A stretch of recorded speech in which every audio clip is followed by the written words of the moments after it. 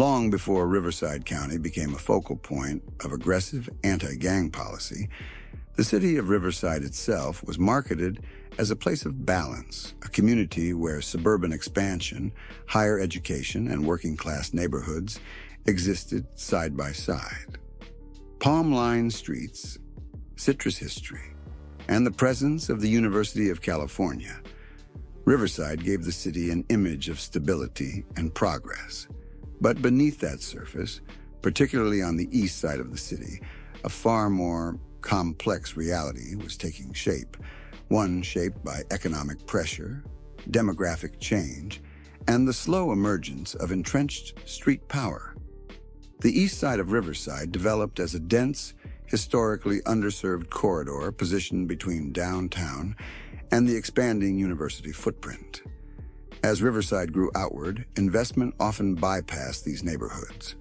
Generations of families remained rooted there, while opportunities steadily narrowed. Over time, informal social groups began to form, first as neighborhood collectives, then as more structured street identities. From this environment, East Side Riva, commonly referred to as ESR, began to take shape. By the late 20th century, ESR had evolved into one of the most enduring and recognizable street gangs in Riverside County. Unlike newer groups that appeared and disappeared within a decade, ESR demonstrated longevity. Its identity became deeply tied to geography. The East Side was not just where the group operated, it was central to its sense of belonging, authority, and reputation. Territory mattered, and defending that territory became a defining principle. As years passed, ESR expanded in size and influence. Law enforcement estimates would eventually place its documented membership in the hundreds, making it one of the largest gangs the county had ever encountered. With that growth came increased visibility, not only on the streets, but also within the criminal justice system. Arrest records, probation files, and intelligence briefings began to paint a picture of a group that was no longer loosely organized, but increasingly structured. The activities associated with ESR mirrored broader trends seen across Southern California. Street-level narcotics distribution became a central source of income, particularly involving methamphetamine and later synthetic opioids. These activities brought financial gain, but also competition. Rival groups contested the same corridors, the same customers, and the same influence. Disputes that once might have ended in fistfights now escalated into cycles of retaliatory violence, leaving neighborhoods caught in between. Residents of the East Side lived with the consequences. Sirens became background noise. Memorials appeared on sidewalks, then disappeared. Parents learned which streets to avoid after dark and which colors not to wear. For many families, the presence of ESR was not an abstract concept discussed in headlines. It was a daily reality that shaped routines, relationships, and survival strategies. As tensions grew, Riverside County authorities found themselves confronting a problem that traditional policing methods struggled to contain. Arrests were frequent, but the organization endured. Incarceration removed individuals, not the structure itself. Younger members filled the gaps. Influence persisted from inside correctional facilities, reinforcing loyalty and discipline on the outside. By the early 2000s, ESR had drawn the attention of not just local police, but county officials searching for new tools. The group's size, persistence, and alleged involvement in repeated acts of serious violence forced Riverside County to reconsider how it addressed street gangs. The concern was no longer limited to individual incidents. It was about the cumulative impact on public safety, neighborhood stability, and the rule of law. Community meetings became tense. Residents demanded protection, but also questioned whether enforcement alone could repair decades of neglect. Civil liberties advocates warned of overreach, while victims' families asked why the cycle never seemed to end. Riverside stood at a crossroads, facing a choice between conventional enforcement and more aggressive legal intervention. It was within this atmosphere that a strategy once considered controversial began to gain traction: the civil gang injunction. Used sparingly in other California jurisdictions, the injunction reframed gang activity not just as criminal conduct, but as a public nuisance subject to civil restriction. For Riverside County, adopting this approach would represent a significant escalation, one that blurred the line between policing and social control. As officials gathered intelligence, mapped associations, and documented patterns of behavior, one group stood at the center of the discussion: East Side Riva. The East Side neighborhood, long defined by resilience and cultural identity, was now being reclassified as a safety zone in waiting. What began decades earlier as a localized street presence had grown into a defining challenge for the entire county. The stage was set for confrontation, not a single raid or prosecution, but a sustained campaign. Riverside County was preparing to deploy the most sweeping legal action in its history against a street gang. And for ESR, the coming years would test whether longevity could withstand the full weight of the state. By the mid-2000s, Riverside County officials had reached a sobering conclusion. Traditional enforcement alone was not changing the trajectory on the city's east side. Patrol saturation, probation sweeps, and repeated arrests had produced short-term disruptions, but the overall structure surrounding East Side Riva remained intact. Influence persisted across generations, and the same street corners continued to appear in reports year after year. What the county faced was not a series of isolated incidents, but a deeply rooted social system that adapted faster than it could be dismantled. Behind closed doors, prosecutors, law enforcement leaders, and county attorneys began to explore measures that went beyond the criminal courtroom. Their focus shifted toward civil remedies, tools that did not rely on convictions, but on patterns. This approach reframed the issue entirely. Instead of asking whether an individual could be proven guilty beyond a reasonable doubt, the question became whether a collective presence was disrupting public order and quality of life. The result was a legal strategy that would permanently alter Riverside County's relationship with Eastside Riva. In 2007, Riverside County sought and obtained its first ever permanent gang injunction. The target was ESR. At the time, the group was believed to number more than 700 documented members and associates. County filings described a long history of intimidation, open-air narcotics activity, and repeated confrontations with rivals and law enforcement. The injunction argued that these behaviors constituted an ongoing public nuisance, one that justified extraordinary restrictions in the interest of community safety. The court agreed. With that decision, a defined portion of Riverside's east side was formally designated as a safety zone. Within its boundaries, individuals identified as ESR members were prohibited from engaging in behaviors that would otherwise be legal. They could no longer gather in public with one another. Certain clothing styles and symbols were restricted. Standing on sidewalks, visiting parks, or even speaking with known associates could result in immediate detention. The injunction did not require new charges. Presence alone, under the right circumstances, was enough. For Riverside County officials, the ruling represented a milestone. It was the most aggressive legal action the county had ever taken against a street gang. Supporters argued it provided law enforcement with a preventative tool, one that could interrupt activity before it escalated into more serious outcomes. Officers no longer had to wait for a crime to occur. The injunction allowed intervention at the earliest visible stages. But on the streets of the East Side, the reaction was far more complicated. Residents woke up to signs posted on street corners announcing the new restrictions. Media coverage quickly followed, framing the injunction as both a victory and a gamble. Some community members welcomed the change, hopeful that quieter nights and safer parks would follow. Others worried about unintended consequences, about young people being swept up based on association rather than conduct. For those listed under the injunction, daily life changed overnight. Routine activities now carried risk. Walking to a store, attending a family gathering, or standing outside a friend's home could trigger enforcement.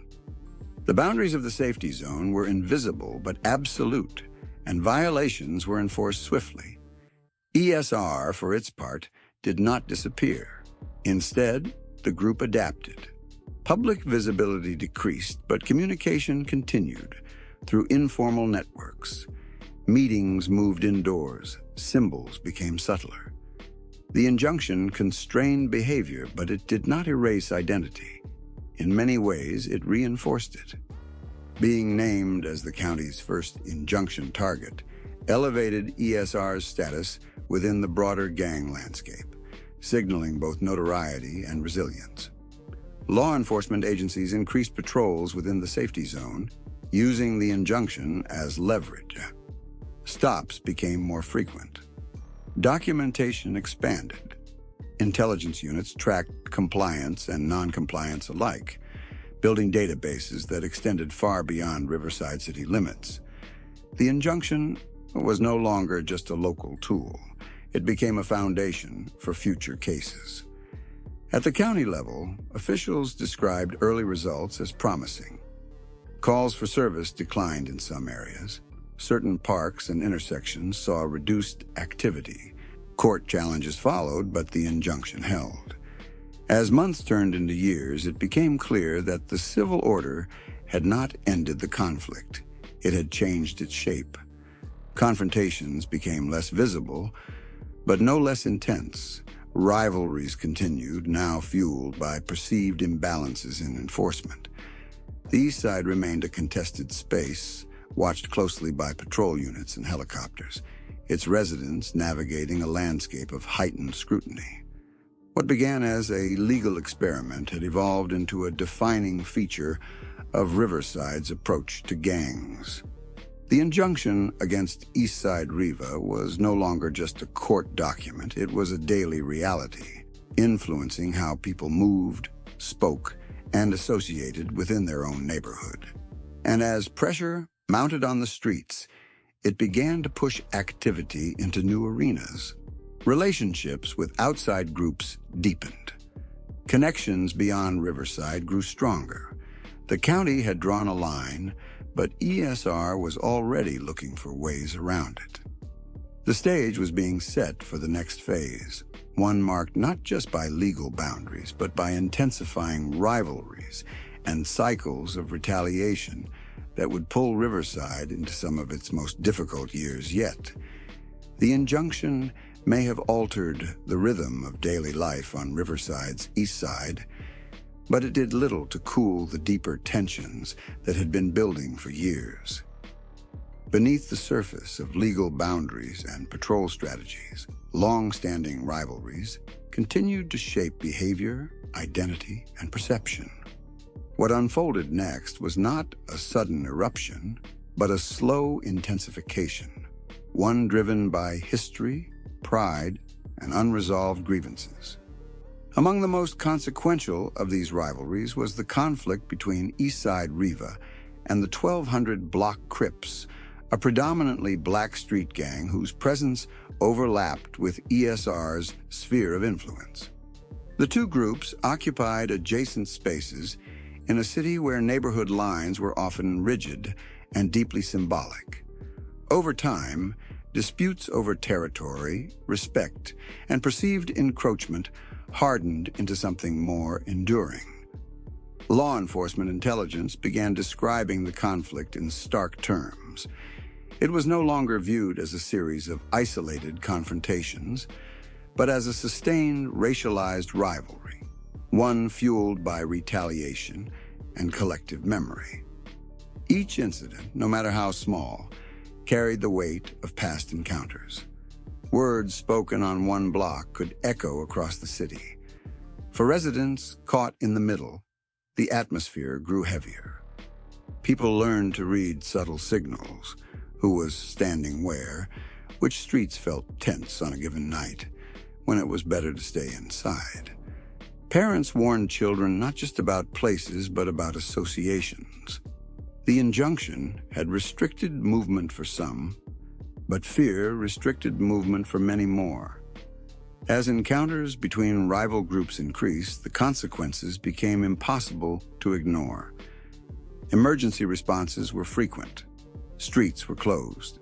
Investigators canvassed neighborhoods where cooperation was limited by distrust. Each new incident deepened the sense that Riverside was dealing with something more complex than simple criminality. It was grappling with an entrenched social divide. One moment in particular would come to symbolize the human cost of this ongoing conflict. In 2012, a young teenager named Larian Simmons, just 14 years old, lost his life during an episode of street violence that reverberated far beyond Riverside. The case drew regional and national attention, not only because of the victim's age, but because it underscored how deeply the rivalry had penetrated everyday life. What had long been framed as a dispute between groups now appeared unmistakably as a threat to the broader community. The response was swift and emotional. Vigils were held. Community leaders spoke out. Law enforcement agencies pledged renewed focus. For many residents, the event marked a turning point, a moment when abstract discussions about gangs gave way to a stark realization that no one was insulated from the fallout. Authorities characterized the incident as evidence of how rivalries had become self-sustaining, driven by cycles of response and counter-response. Each side viewed itself as reacting, not initiating. In this environment, restraint was rare and misinterpretation was common. The pressure on Riverside County officials intensified. The injunction, once heralded as a solution, was now questioned. Had it displaced activity rather than reduced it?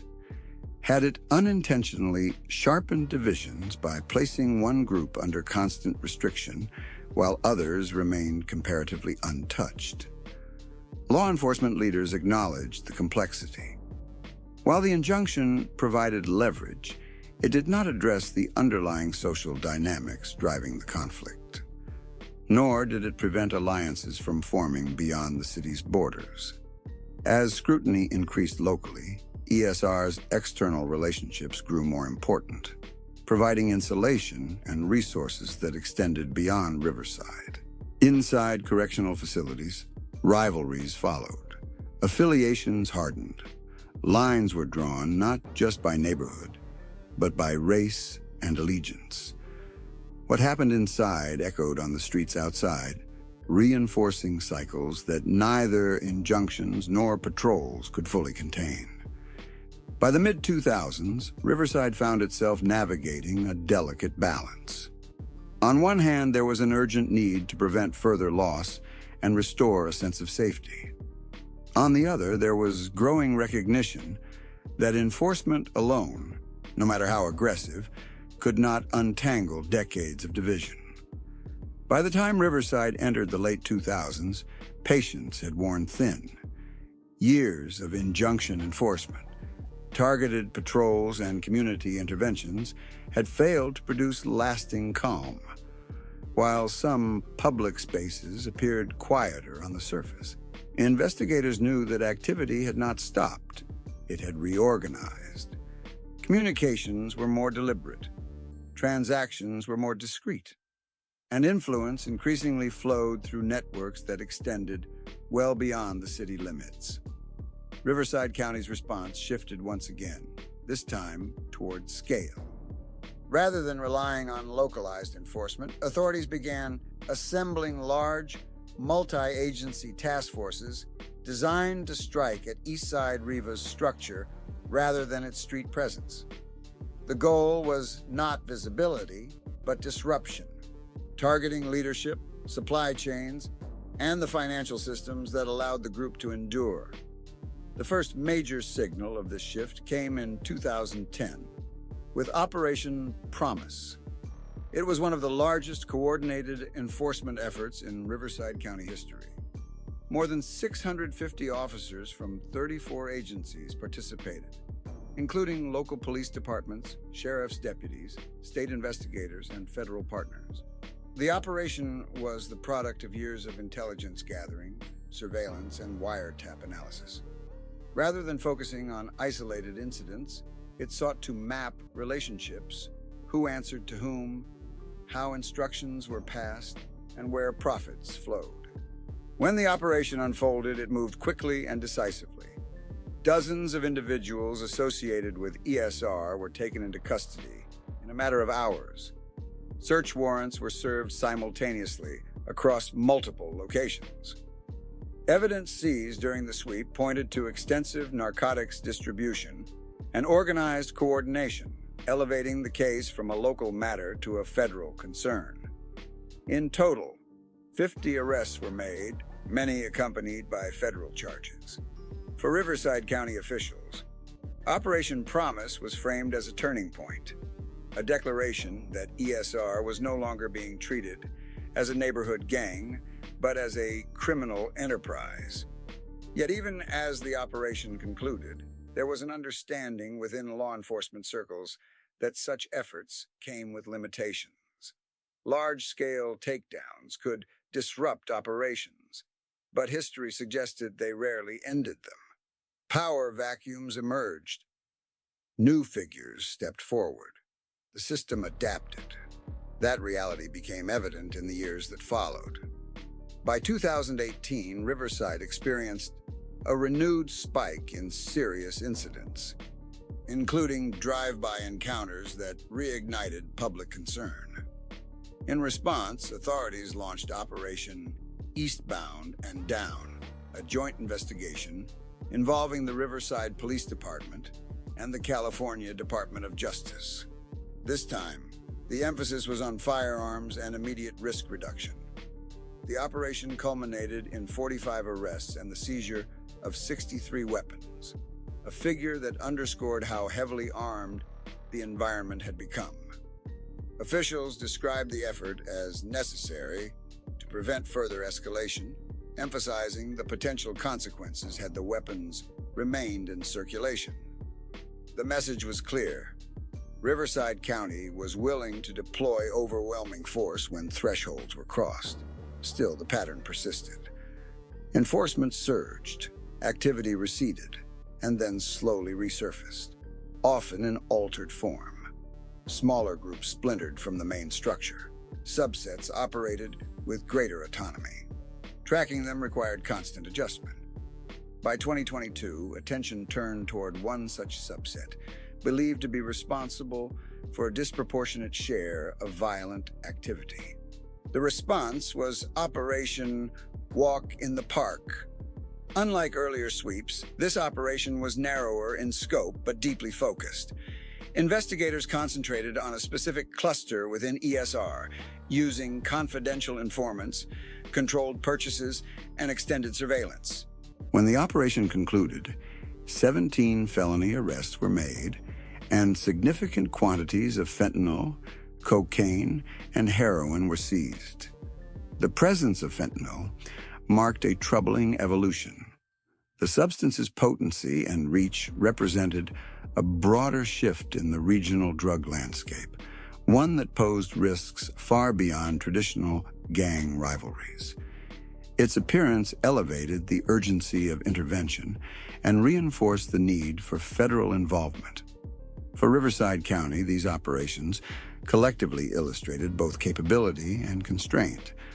The state could mobilize hundreds of officers, dismantle networks, and remove key figures. But it could not easily erase the conditions that allowed those networks to form. Each operation left behind questions. How many times could the same community absorb the shock of mass enforcement? How many leadership removals would it take before the structure truly collapsed? And at what point did suppression give way to exhaustion on both sides of the line? Riverside County had demonstrated its strength, but the struggle was far from resolved. What remained increasingly clear was that the forces sustaining East Side Riva extended beyond the city itself, into a wider criminal ecosystem that demanded an even broader response. By the early 2020s, the conflict between Riverside County and East Side Riva could no longer be understood as a purely local struggle. Years of injunctions, large-scale operations, and targeted takedowns had revealed a consistent truth. While enforcement could disrupt activity within city limits, the mechanisms that sustained ESR extended far beyond them.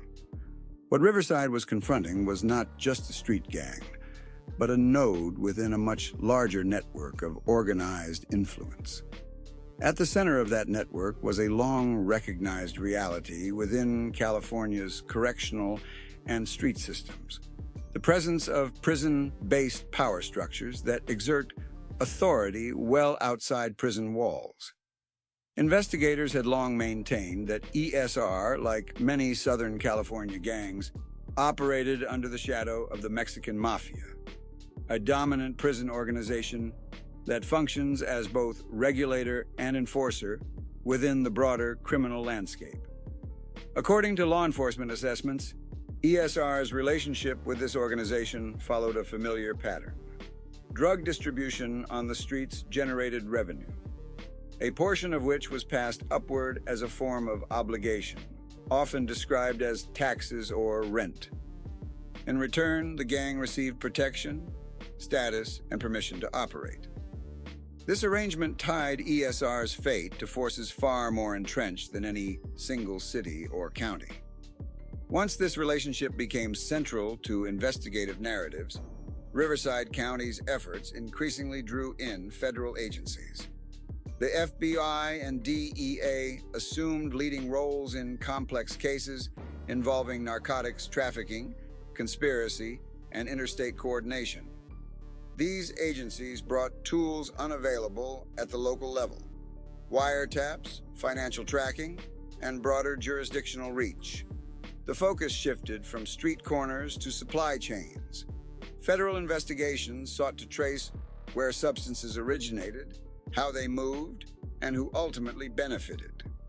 This approach reframed ESR not as an isolated problem, but as part of a regional system connecting neighborhoods, correctional facilities, and international drug routes. What happened on Riverside's east side was now understood as one link in a chain that stretched far beyond California.